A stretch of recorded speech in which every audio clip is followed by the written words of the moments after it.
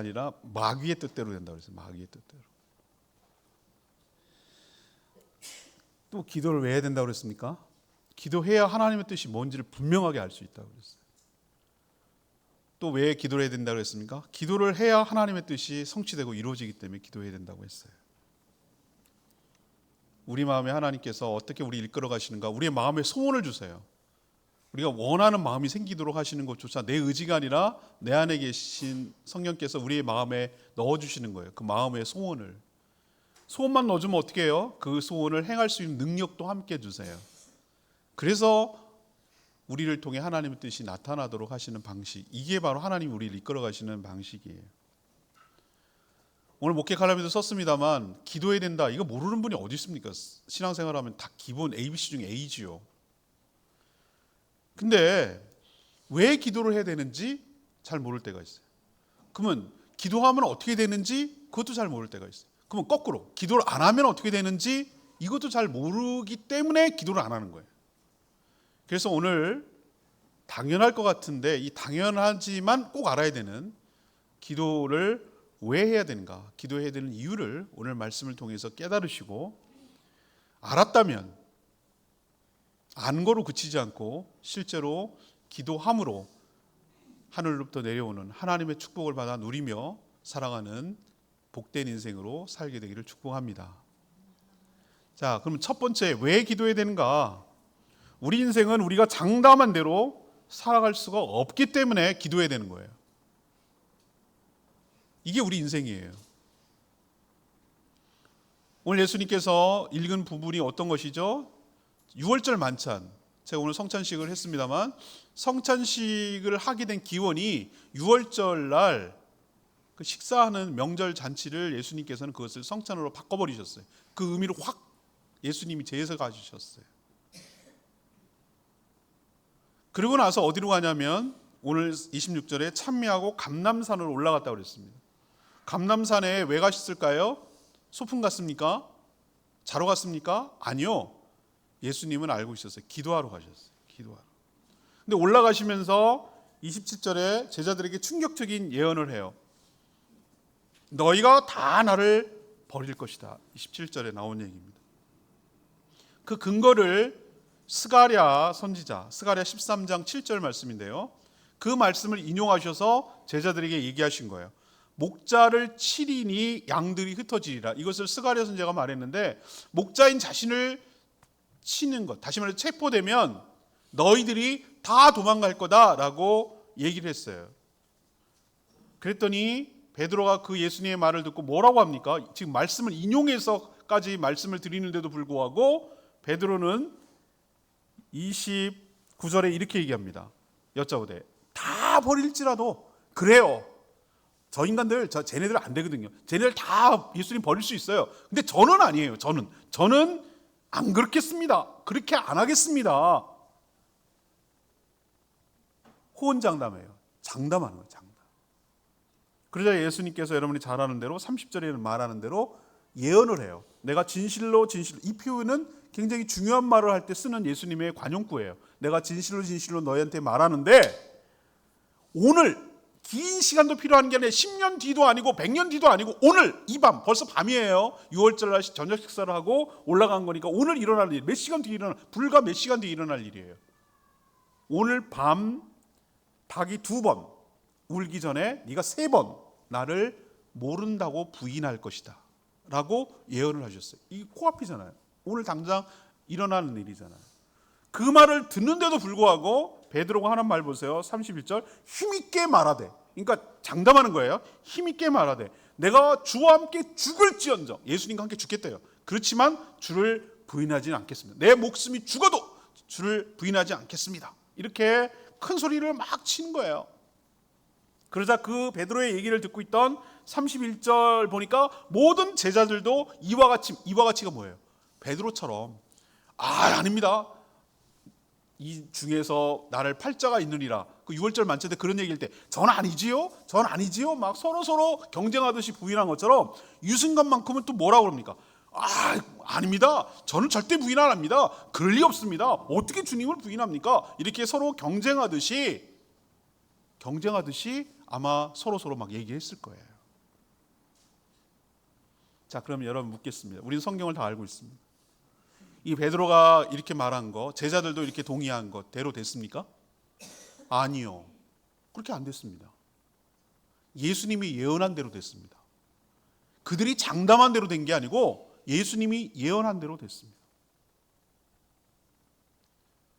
베드로는 결국 몇 시간 뒤에 3번 모른다고 부인했습니다. 맨 마지막 3번째 부인할 때는 예수님을 저주했습니다. 저주하면서 그 자기를 빠져나가려고 잡힐 것 같으니까, 저렇게 잡힐 것 같으니까 빠져나.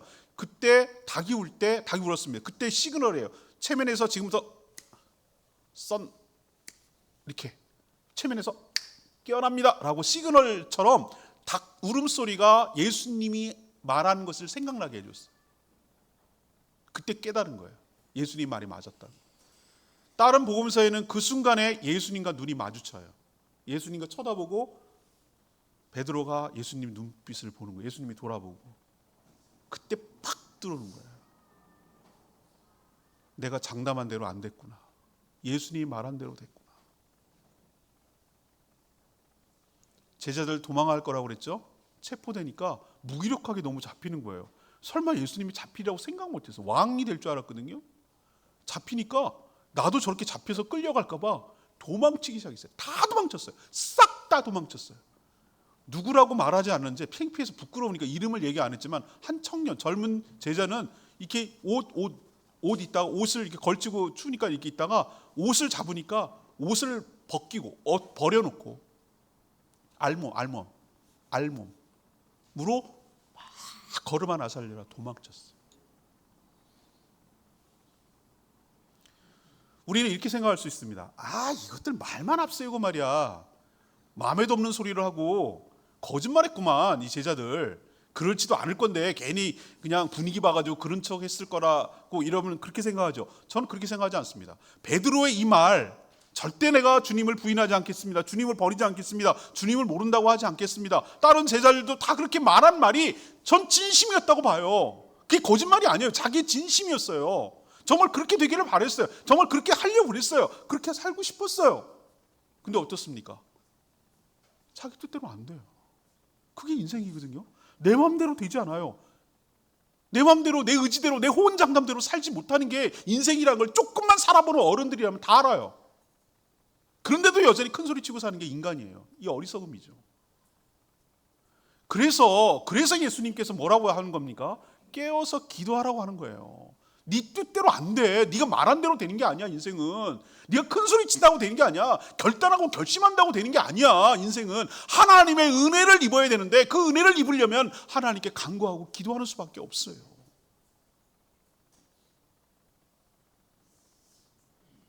그럼 이렇게 거짓말이나 하고 호언장담했다고 지멋대로 결국 포기하고 다 도망치고 부인하고 이런 제자들을 주님께서 포기하시는가? 그게 아니라는 것이 우리가 은혜로 산다는 것이 여기서 증명이 돼요. 예수님 뭐라고 하냐면은 28절 보세요. 너희가 다 흩어질 거야. 그렇지만 내가 살아난 후에, 죽는다는 걸 전제하는 거예요. 살아난 후에 너희보다 먼저 어디 간다고요? 갈릴리로 간다고 그랬어요. 그들과 함께 사역했던 곳, 그들을 제자로 부르신 그곳 현장으로 다시 원위치하고 첫사랑을 회복시키고 그때 부르심의 자리로 다시 가서 너희들을 다시 만날 것이고, 너희들이 그렇게 부인하고 날 도망쳤던 너희들이지만 내가 끝까지 포기하지 않고 너희들을 다시 회복시키고 재기하게 만들 거야 라는 의지가 이 가운데 포함되어 있어요. 하나님, 우리가 명심하십시다. 우리는 우리 뜻대로 의지대로 결심대로 살아가는 인생이 아니라 하나님의 은혜로 사는 인생인 줄로 믿습니다. 끝까지 포기하지 않고 붙들어 주시고 다시 사용하시고 다시 회복시켜 주시고 다시 끝까지 놓지 않으시는 그 하나님의 사랑 때문에, 그 하나님의 의지 때문에, 그 하나님의 은혜 때문에 우리가 살고 있는 것이에요. 그 은혜가 내 삶에 머무르려면 딱 한 가지밖에 없어요. 결단하고 입 다물고 어금니 물어서 해결되는 게 아니고 엎드려 기도할 때 내 인생에 은혜가 임해서 은혜로 우리 삶을 이끌어 주실 줄로 믿습니다. 그래서 기도해야 되는 거예요. 두 번째, 왜 우리가 기도를 해야 되는가? 하나님의 뜻에, 주님의 뜻에 순종할 수가 있기 때문에 그래요. 뒤집어서 말하면 기도 안 하면 하나님의 뜻에 순종할 수 없어요.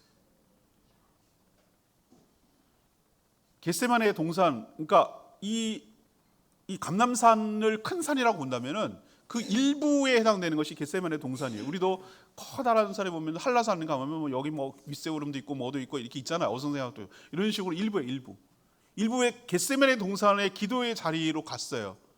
여기에 간다는 것을 가룟 유다가 알고 있었어요.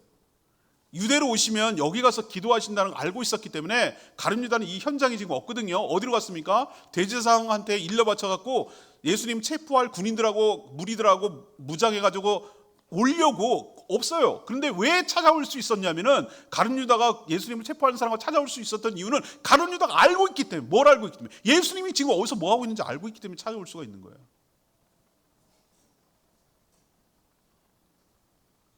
예수님이 기도하셨어요. 간절히 엎드려서 기도했어요. 근데 33절에 보세요. 베드로, 야고보, 요한을 데리고 가서 기도하는데 예수님이 심히 놀라시며 슬퍼하셨다고 그랬어요. 뭐 희한한 거 봤습니까? 왜 심히 놀랍니까? 뭐 때문에 놀랍니까? 갑자기 여기 놀랄 게 뭐가 있습니까? 있죠. 기도했더니 하나님의 뜻을 구체적으로 아신 거예요. 이때 물론 큰 틀에서 아셨어요. 자신이 예루살렘 올라가면 체포당하고 고난을 당하고 죽을 것이다 라는 것을 알고 있었지만 그 방법이, 그 과정이 이렇다라는 것을 이때, 그리고 오늘이라는 것, 그리고 어떻게 죽는다는 것, 그리고 어떻게 버림받는다는 것, 이 모든 것들을 구체적으로 기도하는 가운데 하나님의 뜻을 알게 된 줄로 압니다. 그래서 심히 놀란 거예요. 그리고 심히 슬픈 거예요. 이런 감정이 생긴 거예요. 왜? 하나님의 뜻을 알았기 때문에. 여러분, 이게 기도하는 이유예요. 기도할 때 하나님의 뜻을 알게 될 줄로 믿습니다. 그게 뭐가 됐든 간에 기도하지 않으면 하나님의 뜻을 분별하고 분간할 수가 없어요. 기도하는 순간 하나님께서 가르쳐 줍니다. 이건 명확합니다. 저 또한 그렇습니다. 어떨 때 하나님의 뜻을 알 수 있는가? 하나님의 뜻을 알 수 있는 방법 다음 주 목회 칼럼 읽어보시고 오늘도 목회 칼럼 읽어보세요. 근데 하나님께서 어떤 방식을 취하는가? 기도, 말씀, 그 똑같은 공통범위는 성령이에요. 성령께서 기도하는 가운데, 말씀 가운데 하나님께서 저에게 뜻을 가르쳐 주셔요. 이건 명확해요. 주님이 기도하는 가운데 하나님의 구체적인 뜻을 알게 됐어요. 기도하지 않으면 몰라요. 모르면 순종 못해요. 모르니까 지 맘대로 사는 거예요. 그리고 기도는 그 다음 단계가 뭐냐면은 죽을 만큼 힘들다라는 것을 솔직하게 하나님 앞에 아뢰는 거예요. 어떤 사람은 자존심 하나 똘똘 뭉쳐가지고 자기가 죽고 힘들게 생겼고 정말 굉장히 힘든데도 불구하고 포장해요. 아, 무슨 일 있어? 많이 힘들어? 아, 괜찮아. 아, 괜찮아. 허세. 근데 사람 앞에서만 그런 게 아니라 심지어 하나님 앞에서까지 그래요. 하나님 앞에까지 자기를 숨기려고 들어요. 참 어리석기 짝이 없어요. 하나님 앞에 뭘 숨기겠습니까?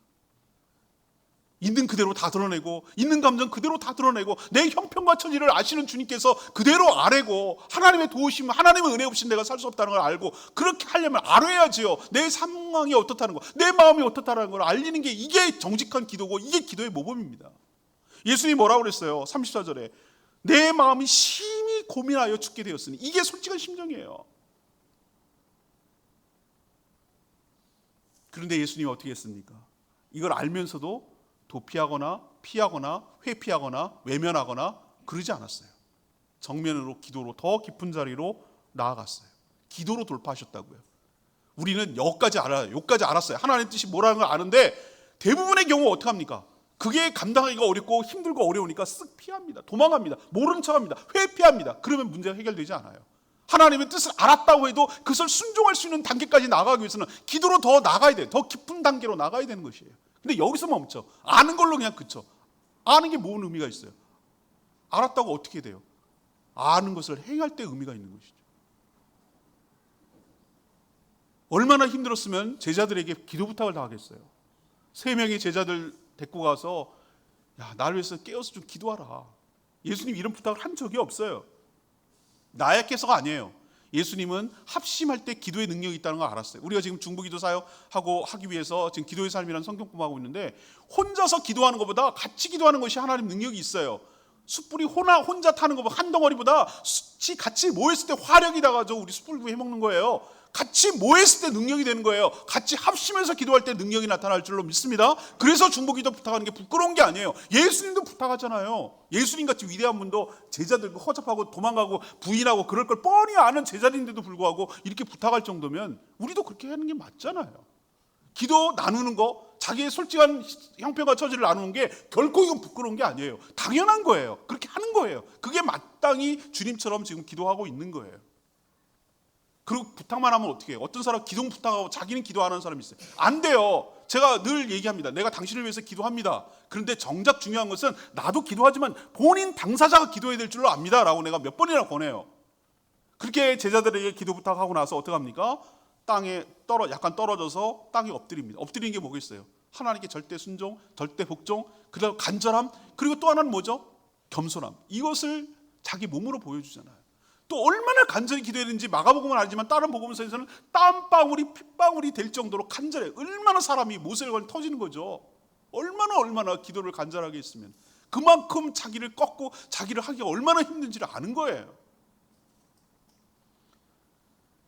그리고 39절에 보니까 계속 같은 내용의 얘기를 반복하는 것을 볼 수가 있어요. 다시 나아가 동일한 말씀으로 또 기도하셨다. 이 얘기는 한 번 갖고 안 되고 계속 기도를 반복하고 있다는 것을 알 수가 있어요. 그 기도 내용이 뭡니까? 그 기도 내용이 36절에 나오죠. 아빠 아버지. 얼마나 친밀하게 표현하는 겁니까? 이렇게 친밀한데도 그렇게 친밀한데도 내가 들어줘요.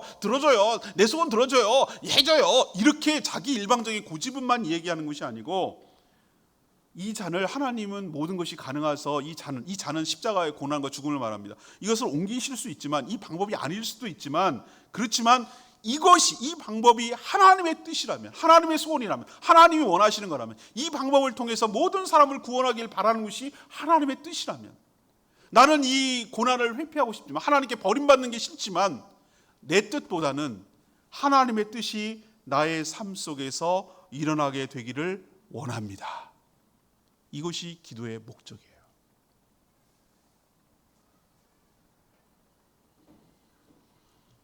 기도의 초짜들은 자기의 소원을 안 하는 게 기도라고 생각해요. 샤머니즘과 하나도 다를 바 없어요. 정한수 떠다 놓고 비나이다 천지신명님께 비나이다라는 거 하나도 다를 바 없어요. 기독교에서 말하는 기도는 그게 아니라 내 소원을 성취하기 위한 아뢰미 아니라 하나님의 뜻에 굴복하기 위한 내 의지적 결단이에요. 기도가 왜 힘든가? 내 소원을 어떻게 하면 알람하고 끼고 어떻게 하면 설득하고 어떻게 하면 잘해갖고 하나님께 따낼까? 이게 힘든 게 아니고 하나님 뜻을 알았으면 그 뜻에 내가 의지를 꺾고 하고 싶지 않지만 하기 싫지만 나는 그러고 싶은 마음이 없지만 그 뜻에 나를 꺾고 고집을 꺾고 그 뜻에 순종하는 게 힘든 거예요. 저는 이런 경험을 해서 알아요. 제 성향상 자존심도 상하고 내가 왜 꼭 그렇게 해야 되는데 자기가 잘못했잖아. 근데 나보고 왜 굽신거리라고 그래? 진짜 이런 마음이 드는 상황이 됐어요. 근데 그렇게 해야 교회가 평안하고 그렇게 해야 그 사람이 유익이 되고 그런 상황이었어요. 근데 기도하는데 막 내가 올라오는 거예요. 난 하고 싶지 않아요. 내가 왜요? 내가 왜 그렇게 해야 되는데요? 그거 아니잖아요. 자기가 진짜 웃기잖아요. 적반하장이잖아요. 막 이렇게 내 마음이 계속 올라오는 거예요. 근데 하나님께서 뭐라고 저한테 얘기했냐면 그래도 네가 꺾으라는 거예요. 네 고집 내려놓고 네가 지고 네가 죽고 네가 낮추라는 거예요. 싫어요. 이 싸움 하느라고 제가 몸부림을 쳤어요. 정말 힘들어. 그걸 나를 꺾기가 얼마나 힘든지 몰라요. 근데 기도는 언제 끝나냐면은 1시간 뒤에 끝나는 게 아니고 30분 뒤에 시간이 끝나는 게 아니라 내 고집이 꺾이는 순간이 기도가 끝나는 순간이에요. 내가 져야 돼. 하나님 뜻에 내가 항복하고 내가 지는 순간이 기도하는 이유고 목적이에요. 기도하는 이유가 뭐냐고요? 하나님의 뜻을 알기 위해서. 왜 기도하냐고요? 내 감정을 솔직히 알기 위해서. 왜 기도하느냐고? 그 하나님의 뜻에 순종하기 위해서. 기도하지 않으면 하나님의 뜻을 모르고 기도하지 않으면 하나님의 뜻을 순종할 수 없는 게 나라는 거 기억하시고 주님처럼 깨어 기도함으로 하나님께 순종하는 저와 여러분 되기를 소망합니다. 세 번째, 왜 기도해야 되는가? 기도하지 않으면 시험에 빠지기 때문에 그래요. 기도하지 않으면 시험에 빠져요. 이 누가 큰지 경쟁만 하던 제자들 정작 예수님이 필요할 때 잠들고 말았어요. 누가 오른팔에 앉고 왼팔에 앉고 자리 경쟁 엄청 하더니만 예수님께서 내가 심히 고민되고 죽게 되었으니 넌 여기서 깨어서 기도하라고 이렇게 예수님이 처음으로 제자들에게 부탁을 하면 좀 분위기를 알아야 되잖아요. 눈치를 챘어야 되잖아요. 그리고 다른 제자들은 저기 떨어뜨려 놓고 야고보, 베드로, 요한 요 세 명 데리고 자기를 더 안으로 들어갔거든요. 그랬다면 베드로, 요한, 야고보는 적어도 어떤 생각이 들어야 되냐면은 다른 제자들 놔두고 자기들만 더 데리고 왔다는 얘기는 이거는 기도를 부탁하는 것에 대한 부담이 아니라 나에게 이렇게 연약하고 부족한 사람이 나에게도 하나님 주님께서 부탁을 하는구나라는 기도에 중보기도할 수 있는 특권으로 여겼어야 된단 말이에요. 부담이 아니라 특권, 기도, 중보기도를 할 수 있는 주님을 위해서 감히 나 같은 사람이 주님을 위해서 기도할 수 있는 것이 엄청난 특권으로 알았어야 되는데 이거 다 날렸어요. 다 날리고 다 사장시켜버렸어요. 그래서 예수님께서 세 번째 제자들을 찾아오는데 다 잤어요. 3번 다 잤어요. 잠들어 버렸어요. 근데 예수님께서 이렇게 오셔가지고 뭐라고 하냐면은 38절에 이런 말씀을 하셨어요. 시험에 들지 않도록, 37절에 보면 돌아와서 제자들이 자는 것을 보시고 제자들에게 말씀하셨는데 이 베드로에게 했던 말씀이 제가 이 말씀을 묵상하고 하는 것 중에 가슴이 이렇게 제 마음을 막 찌릿찌릿하게 만드는 막 자책감이 생기는 그 대사가 이거였어요. 예수님이 시몬아, 원래 베드로라고 불렀는데 이날따라 본명으로 불러. 본명으로 부른다는 얘기 좀 진지하다는 얘기. 진짜 진심으로 하는 얘기일 때, 제 아내를 부를 때 김노영 이렇게 부르면 굉장히 진지한 상황이에요 지금. 근데 시몬아 이렇게 부르면 좀 뭔가 눈치채야 되는데 시몬아, 내가 1시간, 1hour, 60분, 1시간도 깨어 있을 수 없느냐. 이 말 하는데 이거 꼭 나보고 들으라는 것 같았어요. 너는 1시간도 깨어서 기도할 수 없느냐? 먹기는 그렇게 먹고 마시기 그렇게 엄청 마시면서 1시간도 깨어서 기도할 수 없느냐? 이 말 듣는데 엄청 찔렸어요. 근데 이 말 내가 오해했어요. 자기가 보고 기도하겠다고 저러는구나. 여러분 오해하지 마세요. 이게 마치 화난 것처럼, 야 내가 그렇게 나를 위해서 기도해달라고 그러는데 너 깨어서 기도도 안 해? 야 너 너무하는 거 아니야 너? 이렇게 예수님이 저는 그렇게 받아들였어요. 그런 면도 있어요. 그런데 진짜는 뭔지 아세요? 38절이에요. 시험에 들지 않게 깨어 있어 기도하라. 시험에 들지 않도록, 너를 위해서 하는 얘기야. 너가 시험에 빠지지 않도록, 시험에 들지 않도록 깨어서 기도하라는 뜻이야. 나를 위해서 기도하라는 게 아니고 너를 위해서 기도하라는 거야. 그렇지 않으면 시험에 들어 라고 지금 예수님이 책망하면서 얘기하는 거예요. 아니라 다를까, 전부 다 잤어요. 자고 나니까 시험에 든 모습들이 하나씩 드러나기 시작하는 거예요. 여러분, 시험에 든 제일 대표적인 사람이 누굽니까? 가룟 유다. 제가 기도 시간에 말씀드렸잖아요. 향유과 깨트린 여인 팔아가지고 구제해야 된다 그러는데 그런 말을 하니까 예수님 뭐라고 했어요? 가만둬라. 그녀를 괴롭게 하지 마라. 그녀는 나의 장례를 위해서 준비하는 것이다. 가난한 자는 얼마든지 앞으로도 있을 것이다. 근데 나는 몸이 있다가 갈 것이니 나의 장례를 준비하는 건 한 번뿐이야 라고 공개적으로 가룟 유다를 면박을 줬어요. 책망을 했어요. 그 뒤로 딱 마음이 돌아선 거야. 꽁 해가지고 은 30에 팔아넘길 생각을 그때 했던 거예요. 그렇게 자신을 제자로 12명의 제자로까지 압축시켜서 같이 데리고 다녔는 이 가룟 유다 보세요. 대제사장들과 장로들과 서기관들, 예수님 체포하라는 군인들과 함께 와가지고 짠 거예요. 신호를 짠 거예요. 뭐라고 짠 줄 아십니까? 너네 잘 모르지 누굴 잡아야 되는지 모르겠지? 이 사람을 꼭 잡아. 이 사람이 핵심이야. 예수라는 사람이야. 내가 입 맞추는 사람, 그 사람이 진짜야. 네가 그 사람한테 타켓을 잡아 몰려들어. 알았지? 라고 약속을 해놓고 예수님 겟세마네 기도하러 온 예수님을 향해서 다가가가지고 뭐라고 합니까? 랍비여, 평안하셨습니까? 몇 시간 전까지 같이 밥 먹어놓고. 이게 짠 거예요. 짠 거.